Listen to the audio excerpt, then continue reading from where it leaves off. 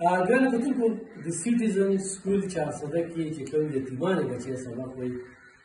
نو زه رالم ما دوره کوله او یو بچی راله وی کپړې مې نشته پیزار مې نشته خو ما ته وویل بچی وویل شته پلار دې شته مور دې شته پلار دې شته مور دې نشته چېرته اوسېږي دا کپړې دلته چا اخیستي او د سکول کې خوشحال یې مثال یې د سبق ښه کړی مطمئنې دي او د نن نه پس به ستا کپړې هر څه چې کوم دي که نه نو هغه به مونږ اخلو ښه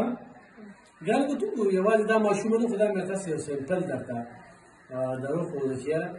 دا و چې یاره دا چل دی او په دې به ځان له چې کوم دي نو کپړې والو ښه صحیح دی که نه په دې به ځان له کپړې والې نه مور شته نه پلار شته زه د سکول مثال ته یم چې دې ته به د بچی نه کم نه ګورئ چې دا چېرته خفه نه شي دې ته به د خپلو بچو نه په خپله باندې ګورئ یوازې دې ته نه دا نور چې دې سره څومره یتیمان بچي دي ګرانو کتونکو خو تاسو غواړئ چې لکان شیرپا فاونډیشن په ذریعه باندې د دغه شانتې بېوسه یتیمانو یا سیرانو ماشومانو مرسته وکړي نو زموږ سره رابطه کولی شئ په 0333 599 5250 دا زموږ اضافي سره علم خان شیرپا ویلفیر فاونډیشن دغه شانته خو د کونډو خیال ساتي نو دغه سکول ته راځو نو ډېر یتیمان پکې دي خو یو یتیمه بچې چې هغه یسیر هم ده او یتیم هم ده الحمدلله زموږ نه ورته څه میلو شو دغه میډم به ووایي او دغه میډم نه به دا تپوس کوو چې دې ژوند څنګه روان څه به وایي دا ماشومه چې ده د دې نه مور پلار شته نه یې وروڼه خویندې شته دا ترو که روسېږي د دې د کپړو د دې د کتابونو د دې د خوراک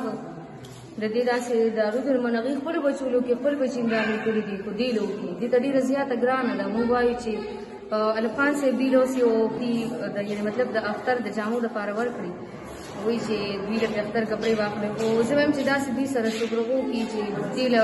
مکمل لکه د کپړو داسې نور څه انتظام وکړي چې دا ماشوم تعلیم هم ښه طریقې سره وکړي دلته موږ سره 20 ماشومان دي یتیمانان دي نو هغوی نه مور شته نه پلار شته بې اسره دي او ځپلي اختر له وسه سر او اختر را روان دي چې چا سره هغوی اوسېږي نه هغوی خپل ماشومان بچي دي خپل ځان نه هر څوک خو دې ماشومان نه هر څوک نو موږ سره تاسو تپوس کوئ چې اختر لم سپلې جامې اغوستې او جی ولې موږ ته تپوس کوو موږ به د خپل سایډ هم هر څه ورکوو ځکه چې یتیمانان ماشومان دي د هر سړي خپله غریبي ده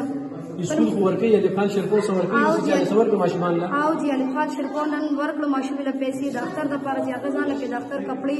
پیزار هر څه خپل ضرورت برابر کړي ته ما ته دوه چې تاسو ورسره خبرې کوئ چې بچي ستا ځان له کپړې پیزار اخیستي څه وایي